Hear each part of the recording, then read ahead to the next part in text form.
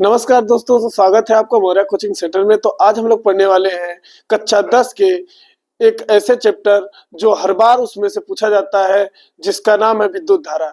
ठीक है,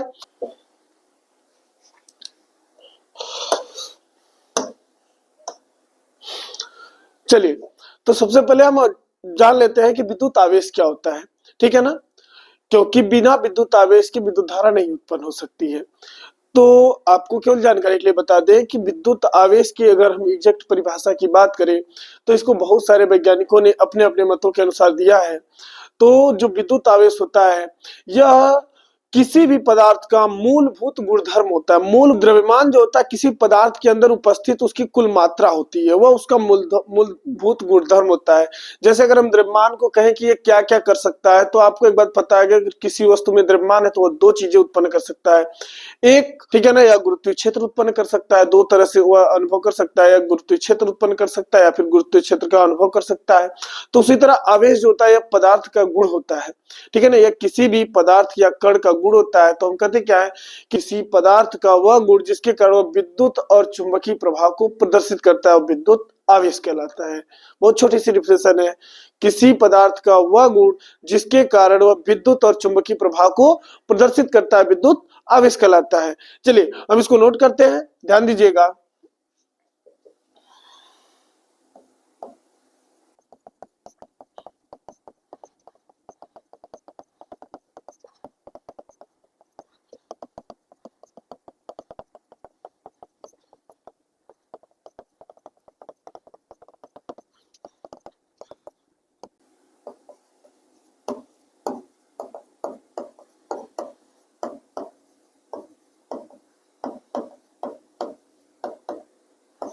चलिए देखिए, कहते हैं किसी पदार्थ का वह गुण जिसके कारण वह विद्युत और चुंबकीय प्रभाव को प्रदर्शित करता है, उसे हम विद्युत आवेश कहते हैं। यानी कि एक आवेश विद्युत प्रभाव भी उत्पन्न कर सकता है और चुंबकीय प्रभाव भी उत्पन्न कर सकता है।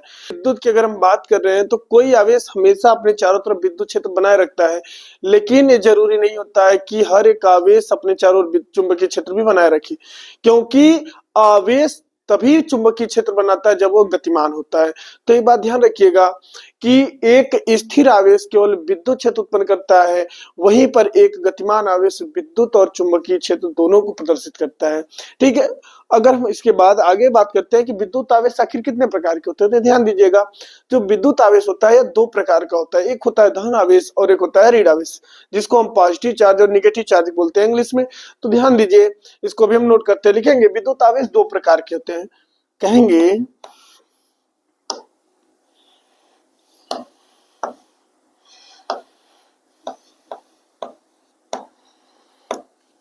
विद्युत आवेश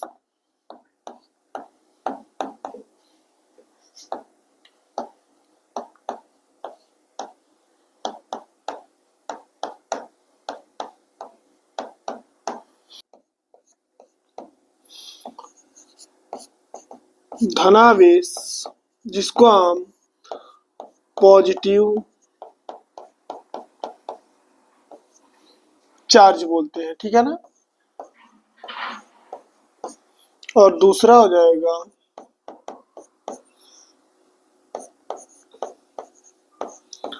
ऋणावेश,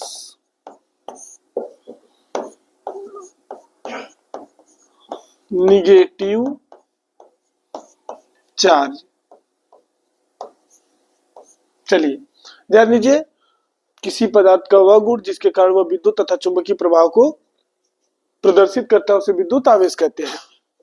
विद्युत आवेश दो प्रकार का होता है, एक होता है धन आवेश, एक होता है ऋण आवेश। ठीक है ना, और अगर हम बात करें धन आवेश तो इसका मतलब हो जाएगा प्लस क्यू, और ऋण आवेश इसका मतलब हो जाएगा माइनस क्यू।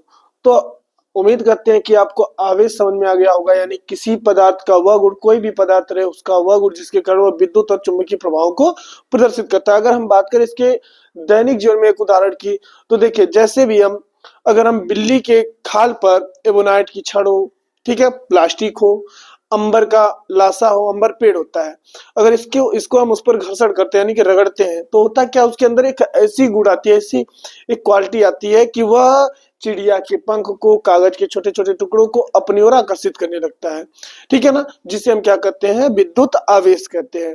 अब देखिए विद्युत आवेश दो प्रकार के होते हैं, एक धनावेश होता है, एक ऋण आवेश। अब हम बात करते हैं धनावेश और ऋण आवेश की। चलिए तो इसको आप नोट कर लीजिए, स्क्रीनशॉट ले लीजिए। चलिए शुरू करते हैं। उसके बाद पहला हम हेडिंग बनाते हैं धनावेश, ठीक है, जिसको हम पॉजिटिव चार्ज बोलते हैं। देखिए धनावेश क्या होता है, अगर हम किसी भी कण या पदार्थ की बात करें, अगर उसमें प्रोटॉनों की अधिकता, प्रोटॉन आप लोग जानते हैं, प्रोटॉन क्या होता है, इलेक्ट्रॉन क्या होता है, एक बार हम उसको बता दे रहे हैं। देखिए इलेक्ट्रॉन पर ऋणावेश होता है और प्रोटॉन पर धनावेश होता है, और यह किसी भी परमाणु के मौलिक कण होते हैं। मौलिक का मतलब अगर कोई भी परमाणु होता है तो वह इलेक्ट्रॉन और प्रोटॉन से मिलकर बना होता है, साथ में उसमें न्यूट्रॉन भी उपस्थित होता है। और आपको एक बात पता होना चाहिए कि इलेक्ट्रॉन जो होता है वह नाभिक के चारों ओर चक्कर लगाता है और प्रोटॉन नाभिक में उपस्थित होता है। प्रोटॉन जो नाभिक होता है उसमें प्रोटॉन और न्यूट्रॉन उपस्थित होते हैं, ठीक है ना। तो देखिए प्रोटॉन पर धनावेश होता है और इलेक्ट्रॉन पर क्या होता है, ऋणावेश होता है, ठीक है ना। अब हम बात करते हैं आखिर धनावेश होता क्या है। देखिए धनावेश, अगर हम किसी एक परमाणु की बात करते हैं, जैसे हमने हाइड्रोजन परमाणु की बात कर ली, तो आपको एक बात पता होगा कि हाइड्रोजन एक परमाणु होता है, इसमें इसका जो परमाणु क्रमांक होता है एक होता है, और ये जो एक परमाणु क्रमांक ये बताता है कि इसमें इलेक्ट्रॉन कितने हैं, प्रोटॉन कितने हैं। यानी अगर इसका परमाणु क्रमांक एक है तो इसमें इलेक्ट्रॉन और प्रोटॉनों की संख्या एक होती है। अगर हम कहें कि अगर ये हाइड्रोजन की हमने बात की है तो एक इसमें इलेक्ट्रॉन होगा और एक इसमें प्रोटॉन होगा। अगर हम कहें कि इलेक्ट्रॉन को क्या किया जाए, बाहर निकाल दिया जाए, तो इसमें क्या बच जाएगा, प्रोटॉन बच जाएगा। इलेक्ट्रॉन पर कौन सा होता है आवेश, माइनस होता है, लेकिन प्रोटॉन पर कौन सा आवेश होता है, प्लस होता है। तो हम कहते हैं कि अगर किसी पदार्थ में इलेक्ट्रॉनों की कमी हो, इलेक्ट्रॉनों की क्या हो, कमी हो, इलेक्ट्रॉन अगर कम है तो कौन ज्यादा रहेगा, प्रोटॉन ज्यादा रहेंगे, यानी कि प्लस। किसी पदार्थ में इलेक्ट्रॉनों की कमी के कारण उत्पन्न आवेश को हम क्या कहते हैं, धनावेश। और इसी का उल्टा हो जाएगा, इलेक्ट्रॉनों की अधिकता के कारण उत्पन्न आवेश को क्या कहते हैं, ऋणावेश, ठीक है ना। चलिए तो किसी पदार्थ में इलेक्ट्रॉनों की कमी के कारण उत्पन्न आवेश को धनावेश कहते हैं। तो लिखेंगे किसी पदार्थ में इलेक्ट्रॉनों की कमी के कारण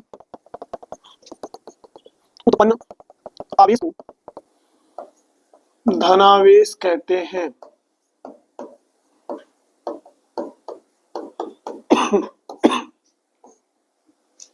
ध्यान दीजिए, किसी पदार्थ में इलेक्ट्रॉनों की कमी के कारण उत्पन्न आवेश को क्या कहते हैं, धनावेश। और धनावेश है तो इसे किससे प्रदर्शित करते हैं, इसे प्लस क्यू से प्रदर्शित करते हैं, ठीक है ना। ये हो जाएगा, तो लिखेंगे दूसरा हेडिंग बना लेंगे,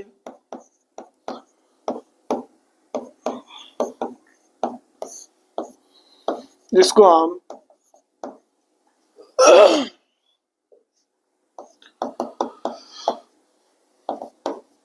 निगेटिव चार्ज बोलते हैं, ठीक है ना। देखिए इलेक्ट्रॉनों की जब कमी हुई तो कौन सा आवेश आया, धन आवेश आया। लेकिन अगर इलेक्ट्रॉन अधिक हो जाए, इलेक्ट्रॉन पर कौन सा चार्ज होता है, माइनस चार्ज होता है। अगर माइनस अधिक हो रहा है तो क्या होगा, माइनस ही होगा, तो कहेंगे ऋण आवेश होगा। तो कहते क्या, परिभाषा सेम रहेगा, जहां पर हमने कमी लिखा है वहीं पर क्या कर देंगे, अधिकता। तो कहोगे कि किसी पदार्थ में इलेक्ट्रॉनों की अधिकता के कारण उत्पन्न आवेश को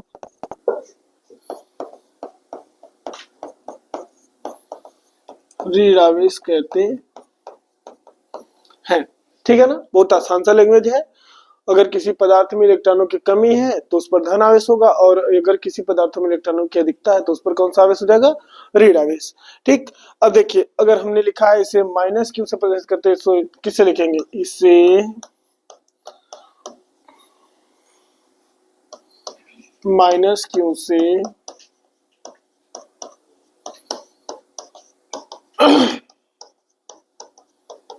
ठीक है।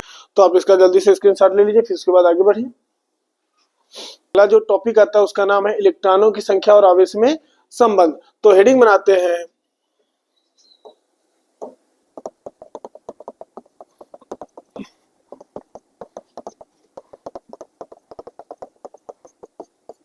इलेक्ट्रॉनों की संख्या तथा आवेश में संबंध। चलिए देखते हैं इलेक्ट्रॉनों की संख्या और आवेश में क्या संबंध होता है। तो अगर हम बात करें एक इलेक्ट्रॉन की, ठीक है ना, लिखेंगे एक इलेक्ट्रॉन पर आवेश, ठीक है ना, एक इलेक्ट्रॉन पर आवेश, एक इलेक्ट्रॉन पर आवेश। देखिए अगर हम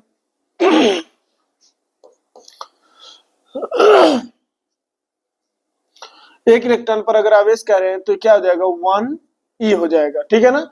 अगर इसी प्रकार कहें दो इलेक्ट्रॉन पर आवेश तो ये क्या हो जाएगा, 2e हो जाएगा। और इसी प्रकार अगर हम कहें डॉट डॉट डॉट, जैसे दो इलेक्ट्रॉन, तीन इलेक्ट्रॉन, चार इलेक्ट्रॉन, तो लिखेंगे अगर n इलेक्ट्रॉन पर आवेश की बात कर रहे हो तब n इलेक्ट्रॉन पर आवेश, ठीक ना। तो देखिए n इलेक्ट्रॉन पर आवेश क्या हो जाएगा, तो आगे लिख देंगे n इंटू ई। अगर हम मान लेते हैं कि n इलेक्ट्रॉनों पर जो आवेश है वो कितना है, q है, ठीक ना, तो क्या हो जाएगा, q बराबर n इंटू ई। तो ये होता है फार्मूला इलेक्ट्रॉनों की संख्या और आवेश में संबंध, ठीक ना। तो ये हो जाएगा, छोटा सा सूत्र है, अब इसको आप याद रखेंगे, ठीक ना। जल्दी से इसका भी स्क्रीनशॉट लीजिए, उसके बाद आगे बढ़ते हैं। ध्यान दीजिए इसमें जो n है, n की जगह 1 2 3 4 5 ऐसे करके हो सकता है, चाहे जितना हो। उदाहरण में जैसे हम लिख देंगे जहां n बराबर 1 2 3 4 डॉट डॉट डॉट, ठीक। अब देखिए एक बात ध्यान रखिएगा कि n का मान कभी भी 0.1 0.2 0.3 कभी भी नहीं होने वाला है, क्योंकि इलेक्ट्रॉन को तोड़ा नहीं जा सकता, ठीक है ना। जब भी हम किसी भी पदार्थ को आवेश देंगे, जब भी देंगे किसी भी पदार्थ को आवेश, तो ध्यान रखिएगा उसको एक पूरा आवेश देंगे या फिर हम 2 आवेश देंगे, 3 आवेश देंगे, लेकिन ऐसा नहीं कर सकते उसको हम 2.5 इलेक्ट्रॉन दिए, 5.5 इलेक्ट्रॉन दिए, ठीक है ना। इस बात को ध्यान रखिएगा, यानी किसी भी पदार्थ को हम जब भी आवेश देते हैं वो आवेश क्या होता है, वह 1 2 3 4 5 ऐसे करके रहता है, ठीक है ना। इलेक्ट्रॉन ऑलरेडी बहुत छोटा पार्ट होता है, ठीक है ना, इसलिए हम किसी भी पदार्थ को जब भी आवेश देते हैं उसमें 1 2 यानी कि 1 इलेक्ट्रॉन 2 इलेक्ट्रॉन 3 इलेक्ट्रॉन इससे देते हैं, ठीक है ना। और इसी बात को हम कहते हैं इलेक्ट्रॉनों का क्वांटीकरण का सिद्धांत। चलिए आगे बढ़ते हैं इसी के साथ। चलिए उसके बाद हम लोग जो बात करने वाले हैं आवेश के मात्रक की, ठीक है ना, यानी आवेश के मात्रक क्या होते हैं। तो ध्यान दीजिएगा आवेश के मात्रक आप हेडिंग बना लीजिएगा, लिखेंगे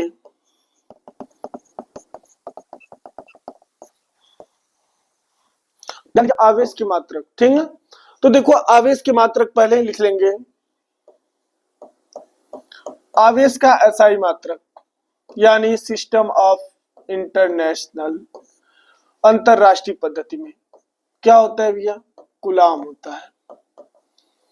और एक इसका और मात्रक होता है जो इसके सूत्र Q बराबर I गुणे T से आता है, यानी कि क्या हो जाएगा, या I यानी धारा का मात्रक क्या होता है, एम्पियर, ठीक। और समय का मात्रक सेकेंड, तो एक और मात्रक हो जाता है एम्पियर सेकेंड। ध्यान रखिए आवेश का बड़ा मात्रक, आवेश का सबसे बड़ा मात्रक, सबसे बड़ा मात्रक, तो आवेश का सबसे बड़ा मात्रक फैराडे होता है, ठीक ना। आवेश का सबसे बड़ा मात्रक क्या होता है, फैराडे। अब एक बात और ध्यान दीजिए, एक फैराडे बराबर 96,500 कूलाम होता है, यानी एक फैराडे में कितना आवेश होते हैं, 96,500 कूलाम। और सबसे छोटे मात्रक की अगर हम बात करें तो इससे सबसे छोटा मात्रक होता है इसका फ्रैंकलिन, और भी छोटे मात्रक जैसे नैनो होते हैं, ठीक ना, पीको होता है।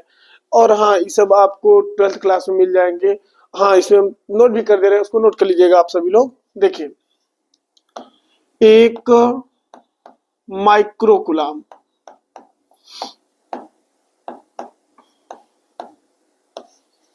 एक माइक्रो, माइक्रो को हम लोग म्यू से लिखते हैं और कूलाम को सी से। एक म्यू सी बराबर होता है 10 की घात माइनस 6 कूलाम। और एक नैनो कूलाम की अगर हम बात करें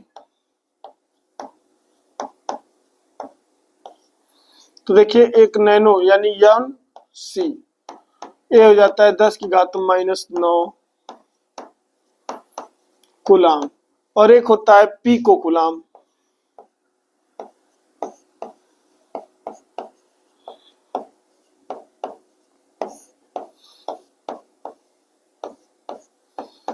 ये हो जाएगा 10 की घात माइनस 12 कूलाम। ठीक है ना। अब इसमें ध्यान दीजिएगा, जब हम सवाल को सॉल्व करते हैं तो उसमें नैनो कूलाम, माइक्रो कूलाम और पीको कूलाम लेते हैं, क्योंकि जो कूलाम होता है आवेश का बड़ा मात्रक में आ जाता है। उसके बाद ये नोट कर लीजिए, स्क्रीनशॉट ले लीजिए जल्दी से, उसके बाद आगे बढ़ते हैं। सबसे महत्वपूर्ण क्वेश्चन पूछा जाता है जो कक्षा 12 में भी ऑप्शनल आ जाता है और कक्षा 10 में भी। जैसे कहा जाता है कि एक कूलाम आवेश में इलेक्ट्रॉनों की संख्या ज्ञात कीजिए। ठीक ना। तो देखिए लिखेंगे, क्वेश्चन बना लीजिएगा।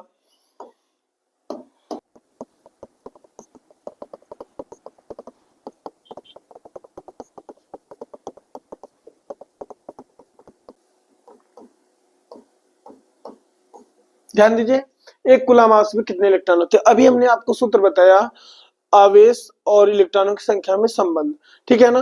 तो देखिए लिखोगे दिया है, अब इसमें दिया क्या है उस बात को देखते हैं हम। ठीक है ना।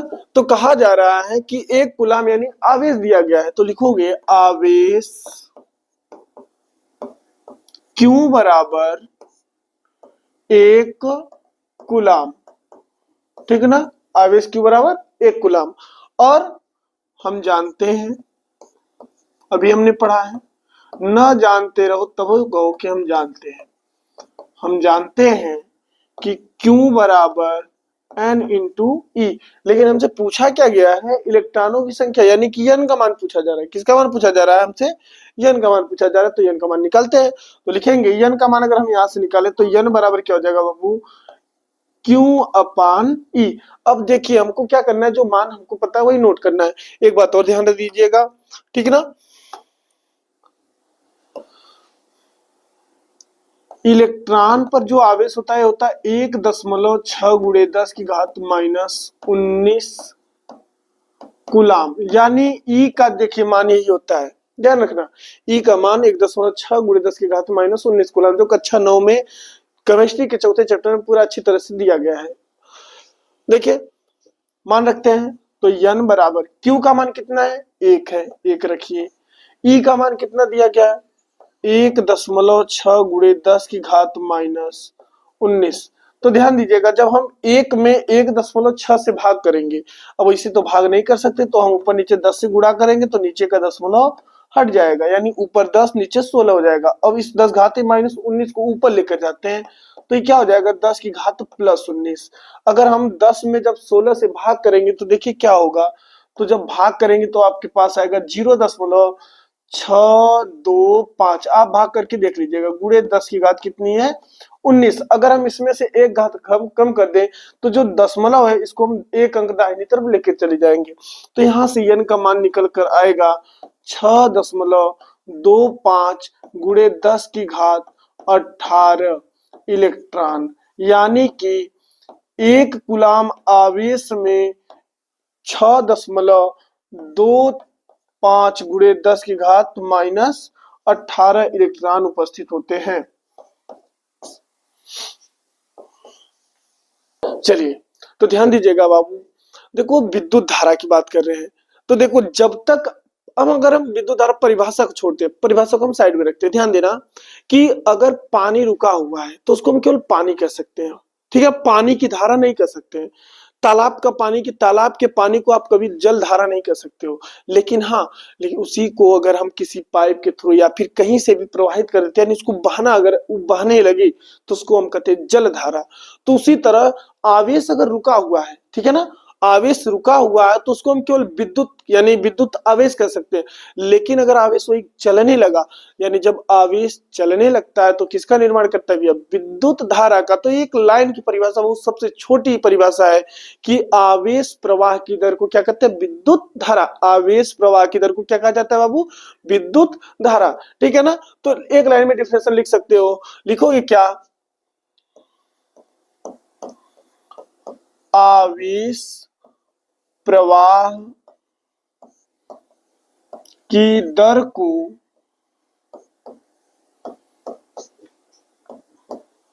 विद्युत धारा कहते हैं।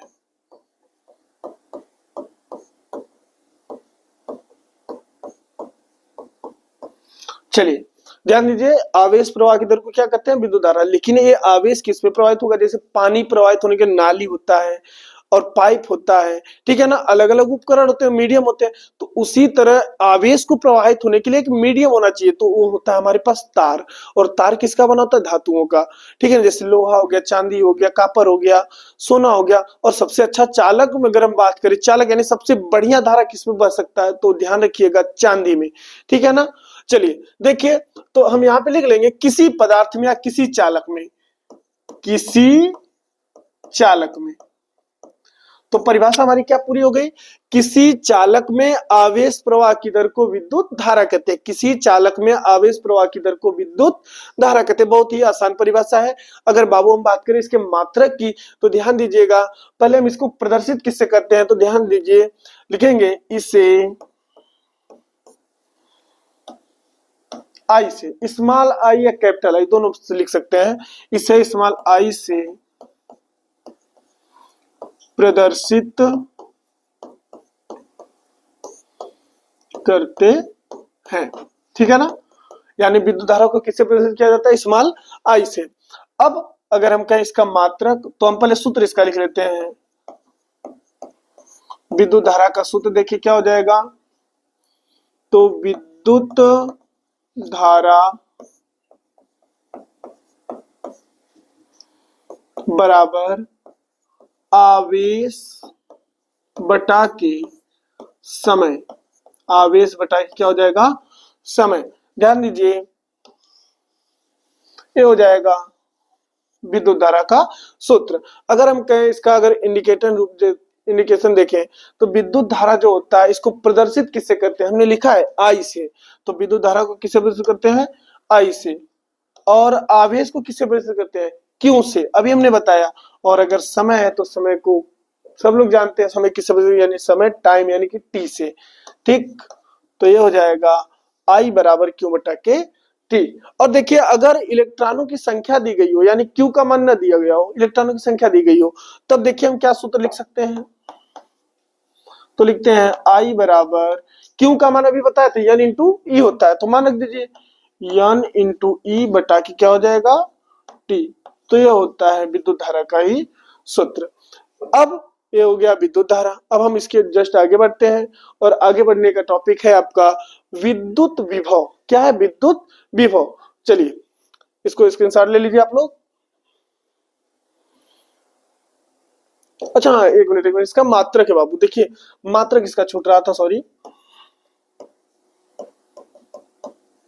इसके दो मात्रक निकाल सकते हैं। एक मात्रक होता है एम्पियर, ठीक, और दूसरा यहां से निकालते हैं आवेश का मात्रक कूलाम, और समय का मात्रक सेकेंड या कूलाम प्रति सेकेंड। ठीक है ना? इसका मात्रक हो जाए। और एम्पियर जो होता है इसे हम लोग कैपिटल ए से प्रदर्शित करते हैं, एम्पियर को। चलिए आगे बढ़ते हैं। अब हम लोग पढ़ने वाले विद्युत विभव। तो आप सभी लोग हेडिंग बना लीजिए, विद्युत विभव।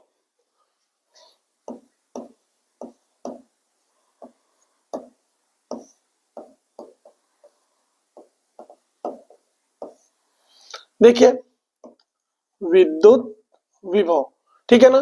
तो देखो विद्युत विभव क्या होता है।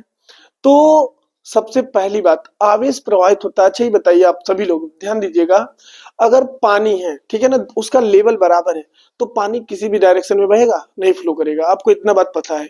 तो जो विद्युत आवेश होता है यह तभी फ्लो करता है, यानी तभी बहता है जब अधिक, यानी एक तरफ आवेश की मात्रा अधिक हो, दूसरी तरफ आवेश की मात्रा कम हो।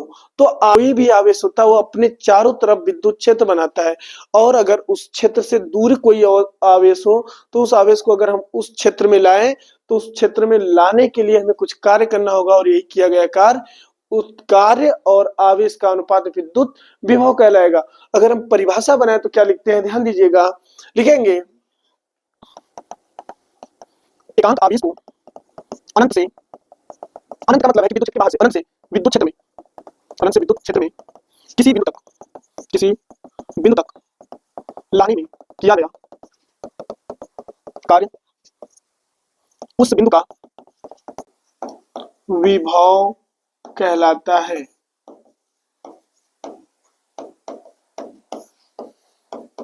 ठीक है ना। एकांक आवेश को विद्युत क्षेत्र, जैसे हमने एकांक आवेश, हम एक छोटा सा डायग्राम बना लेते हैं।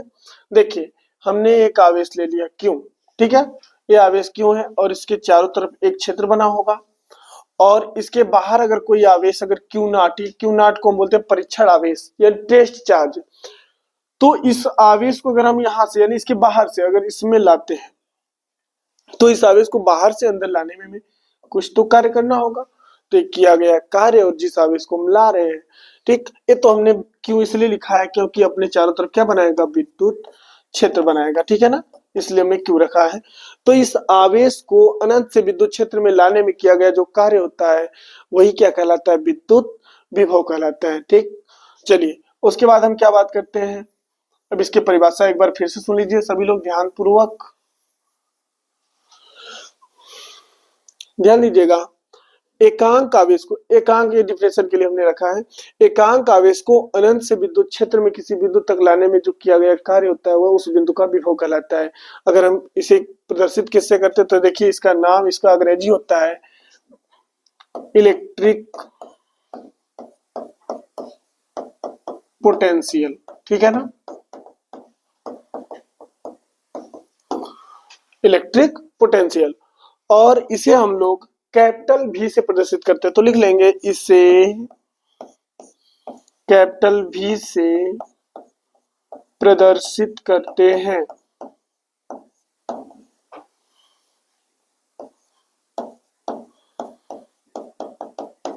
चलिए देखिए, एकांक आवेश को अनंत से विद्युत क्षेत्र में किसी बिंदु तक लाने में किया गया कार्य उस बिंदु का विद्युत विभव कहलाता है, और विद्युत विभव को कैपिटल V से प्रदर्शित किया जाता है। अगर हम कहें इसका सूत्र क्या होता है तो देखिए सूत्र हो जाएगा इसका